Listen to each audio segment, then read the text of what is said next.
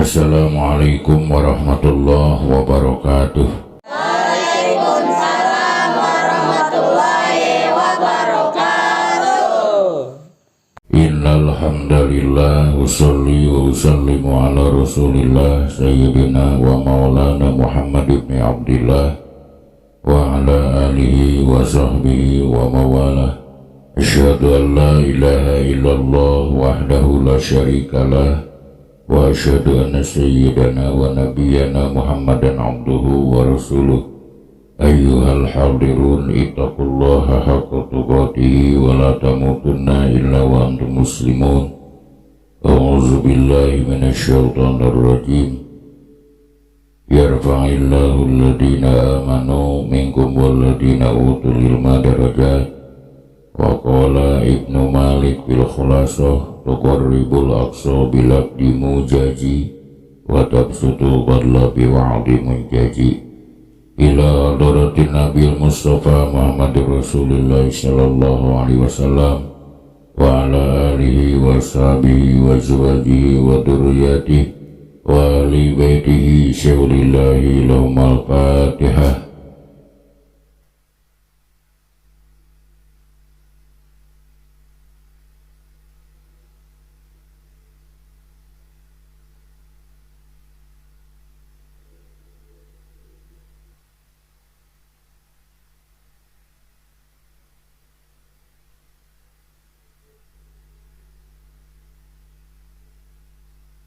Wa ila arwahi abaina wa ummahatina wa jadadina wa jadatina wa masyayikhina wa masyayikhina khususan Imam Haji Muhammad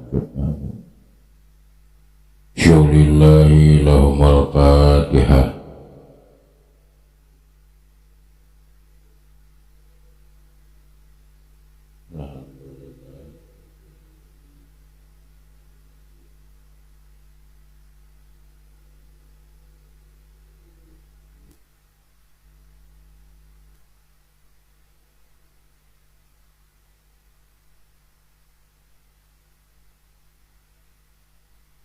Wa ila muallifi hadal kitab ila hadrati sayyid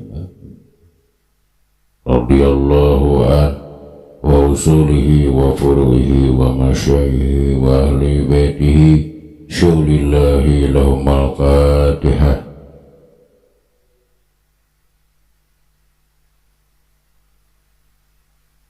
Alhamdulillahi rabbil alamin.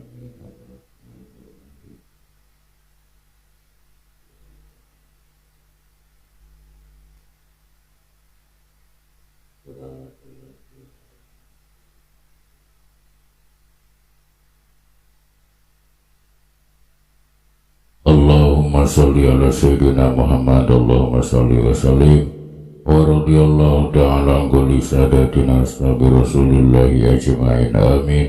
Alhamdulillahi rabbil alamin hamdan syakirin hamdan naimin hamdan yuafi ni'amahu wa yukafi masidah. Ya Rabbana walakal hamdu kama yanbaghi li jalali wajhika karim wa 'azimi sultanika qadim. Allahumma salli ala sayyidina Muhammad salatan tunjina biha min jamil ahwali wal afat wa taqdilana biha jami'al hajat wa tutahhiruna biha min jami'is sayyiat wa tarfa'una biha indaka 'ala darajat wa tuballighuna biha aqsal ghayat min jamil khairat fil hayati wa ba'dal mamat wa sallim tasliman katsira. Allahumma ighfir lahum warhamhum wa'afihim wa'fu anhum waj'alil jannata maswahum. Allahumma anzil fi qabrihim nuran wa rahmatan wa maghfiratan daimatan ila yaumil qiyamah. Allahumma ja'alil quburahum rawdatan min riyadil jinan wa la taj'al quburahum khufratan min khufari niran. Allahumma taqabbal wa sawaba ma qara'na min al-Qur'anil azim ila hadratin Nabil Mustafa Muhammadur Rasulullah sallallahu alaihi wasallam wa ala alihi wa sahbihi ajma'in wa ila arwai abaina wa ummahatina wa jadadina wa jadatina wa masyayikhina wa masyayikhina khususan. Ya ayyuhan nafsul mutmainnah irji'i ila rabbiki radiyatan mardiyah wadkhuli fi ibadi wadkhuli jannati mal abrar. Rabbana atina fid dunya hasanah wa fil akhirati hasanah wa qina adzabannar. Subhana rabbika rabbil izzati amma yasifun wa salamun alal mursalin walhamdulillahi rabbil alamin. Nas'alukal ijabah bi barakati umil Qur'an al-Fatihah.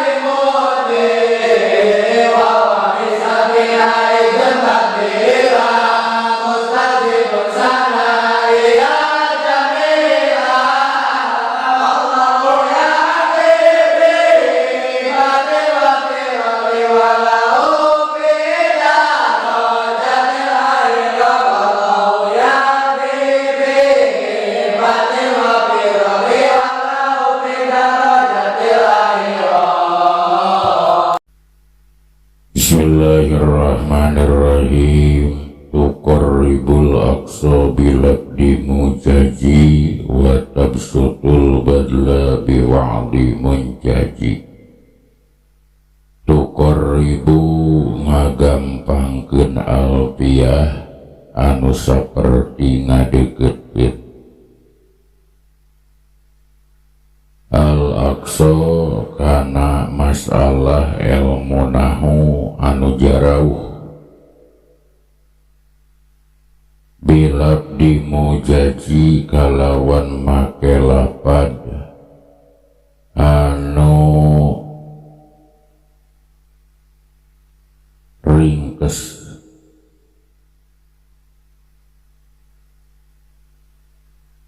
Wa tabsutu jeung ngabeberkeun ieu alfiyah al-badla kana paparin biwa'di munjaji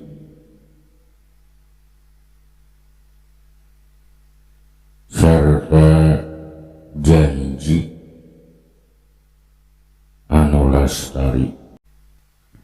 Satatacan urang ngamaksudan bet anu kaopat ieu. Nu kahiji urang diajar ngai'rab ieu bet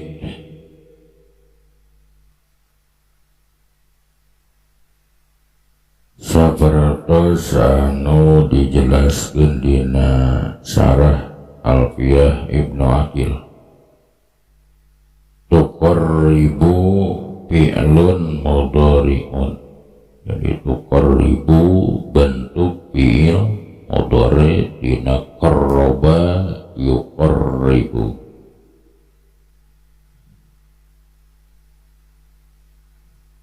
Wa fa'iluhu dhamirun mustatirun bihi jawajan takdiruhu hiya. Fa'ilna lafat tuqarribu sabab tuqarribu fi'il mudhari butuh kana fa'il. Fa'ilna dhamir mustatirna mustatir jawaz. Takdirna hiya balik kana alfiyah. Al-aqsa maf'ulun bih lituqarribu. Al-aqsa i'robanana jadi maf'ul bih dina lafad tuqarribu. Sebab tuqarribu fi'il muta'addi kang tos butuh kana fa'il butuh kana maf'ul. Fa'ilna dhamir mustatir takdirna hiya balik kana lafad alfiya. Al-aqsa jadi maf'ul bih dina lafad tuqarribu. Bilabdin jarun wa majrurun muta'allaqun bituqarribu. Bilabdi tarkibanana jadi jar majrur. Harap jar naba majrurna lafad labdi. Muta'allaq nabi anu aya dina lafad bilabdi eta kana lafad tuqarribu. Mujaji na'tun lilabdi. Mujaj i'robanana atau nabi tarkibanana jadi na'at dina lafad bilabdi. Wa tabsutu al-wawu harfu atbin. Tabsutu fi'lun mudhari'un wa fa'iluhu dhamirun mustatirun bihi jawajan takdiruhu hiya ya'udu ila alfiyah aidon.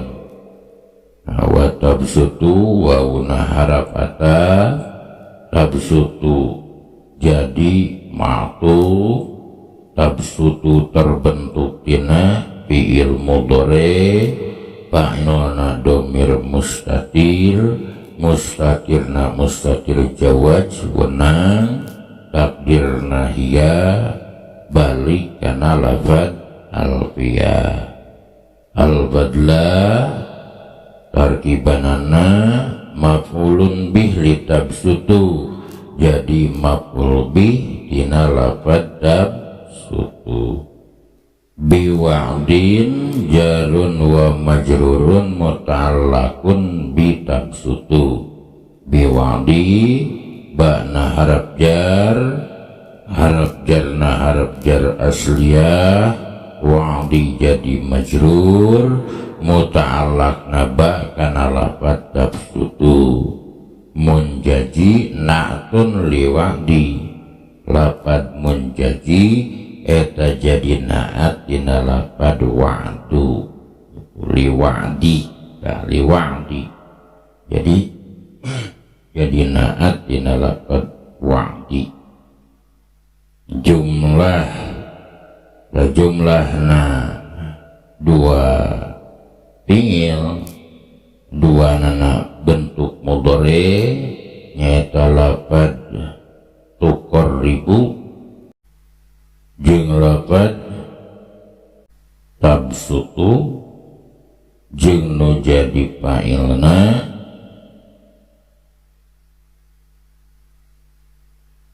anu duanana mustatir jeung perkara anu ta'alluq kana saban-saban saiji tina duanana tina dua jumlah ya eta mahal CR ya, jadi atap diatapkeun kana jumlah anu tumiba eta jumlah jadi naat dina lafad al-fiyah atawa sekaligus dua jumlah dihukuman jadi naat anu kadua jeung nu katilu dina lafad al-fiyah. Jadi sabadana dua jumlah eta dihukuman mahal CR jadi naon atap tina jumlah anu mana eta jumlah jadi naat tina alfiyah atau sekaligus dua jumlah anana eta jadi naat anu kadua jeung nu katilu tina lafad alfiyah. Eta kurang leuwih i'robanana bit tuqarribul aqsa bilab di mujaji wa tabsutul badla biwa'di munjaji. Terus anu kedah jadi catatan ajengan musannif nyumpingkeun lapat tukar ribu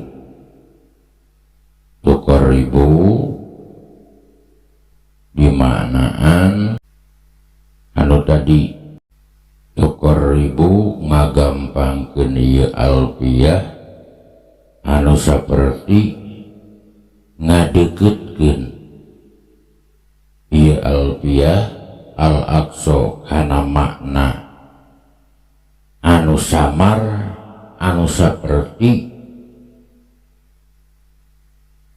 jauh bilabdi mujaji kalawan nganggo lapad anu mujaj anu diringkes. Jadi lapad tukar ribu dimustaq tina lapad takrib. Ari asana lapad takrib nyaeta ja'lu syai'il hissi qoriban, ngajadikeun hiji perkara anu bangsa hisi, tegesna hisi teh bangsa panca indra anu kaidrok ku panca indra sina jadi deukeut. Jadi sekali deui lapad tukar ribu dimustaq tina lapad takrib. Ari anu disebat takrib teh nyaeta ja'lu syai'il hissi qoriban, ngajadikeun hiji perkara anu bangsa hisi, tegesna anu kaidrok ku panca indra qoriban sina jadi deukeut. Sedengkeun ari perkara di dieu mah lain bangsa hisi tapi bangsa maknawi, tegesna henteu kaidrok ku panca indra bangsa maknawi. Atuh tukar ribu di dieu bimakna tusahilu, jadi ngagampangkeun ieu alfiyah anu saperti ngadeukeutkeun. Jadi tukar ribu bimakna tusahilu. Lamun dibandingkeun kana panbayan mah sok disebut majaz isti'arah tabaiyah fil fi'li. Jadi subbihat tashilu bit takrib bijami anakulan sababu li husulil maksudi dukiral musabbah bih wa hudipal musabbah wastu'iral labdud dalu alal musabbah bih lil musabbah tumastuko minat takribi bimakna tasil tukar ribu bimakna tusahilu ala sabilil majaji bil isti'arati tasrihiyati tabaiyah fil fi'li. Jadi tukar ribu bimakna tusahilu. Sebab ari tukar ribu mah naon tadi ngajadikeun hiji perkara anu bangsa hisi, tegesna anu naon anu kaidrok ku panca indra sina jadi deukeut. Sementara ari di dieu mah kaidrokna teh lain ku hisi tapi ku manawi tukar ribu sok dimanaan kalawan makna tusah itu kita beri jadi catatan.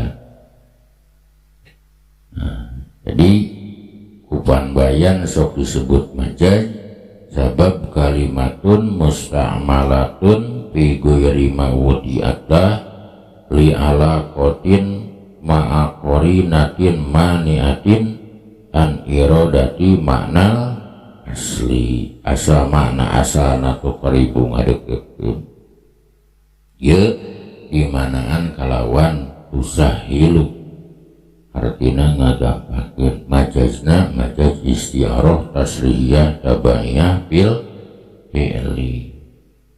Nu kadua catatan jang urang lapan aqsa al aqsa asal maknana nyaeta al abad ayil ba'id tegasna perkara anu jauh sedangkan ari makna eta tara disifatan ku jauh lamun o arek oge kusama. Jadi al aqsa teh asal maknana al abad ayil ba'id tegasna perkara anu jauh sedangkan ari makna ara di manaan ku jauh mun arek oge ku samar.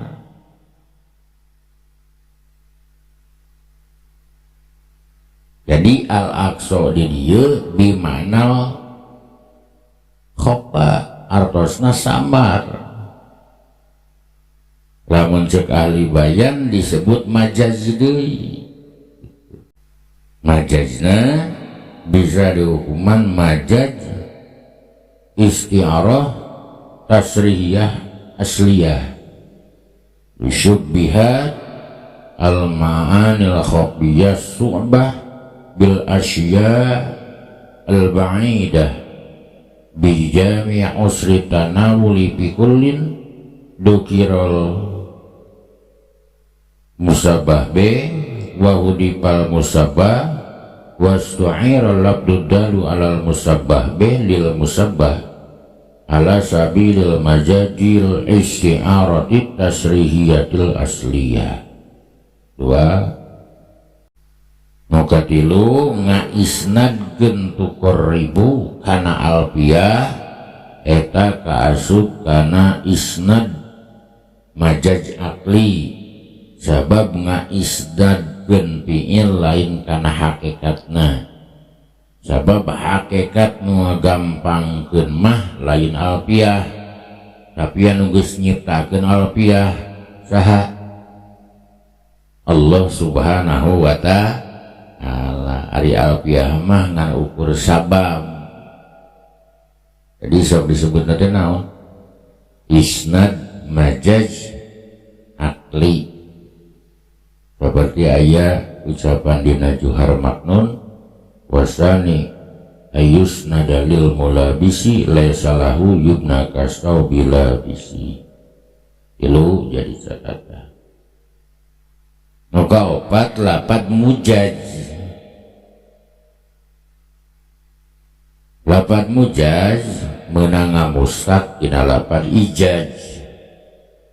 Ari ngaran ijaz wa qaulul kalami qalla labduhu wa kasura manahu wa kana labdul qalilu wa fiyan li ma'nal kasiri. Artina kaya hiji caritaan anu saeutik dina lapadna ngan loba dina manana eta lapad nu saeutik teh nyumponan kana makna anu loba eta disebut ijaz. Lalawanan ijaz ke kapanggih kurang aya anu sok disebut itnab aya anu sok disebut musawah. Nu kalima jadi catatan wa tabsutu jeung ngalobakeun ieu alfiyah anu saperti ngabeberkeun atau anu saperti ngamparkeun. Ieu alfiyah al-badla kana paparin biwa'di menjanji kalawan janji anu lastari kalawan janji anu pasti. Jadi ya kitab alfiah teh sok ngalobakeun kana pamere anu hartina gancang maedahkeunana kana makna kalawan janji anu pasti jeung bukti asal namana tabsutu mah ngamparkeun ngan di dieu nu leuwih gancang kapaham tabsutu teh sok benar sok dimanaan kalawan makna ngalobakeun di majaz deui majazna majaz isti'arah tasrihiyah tabaiyah. Jadi tabsutu bimakna tukassiru. Jadi naon tadi teh wa tabsutu jeung ngalobakeun ieu alfiah anu saperti ngamparkeun. Jadi tabsutu didinya bimana tukasiru artina ngalobakeun.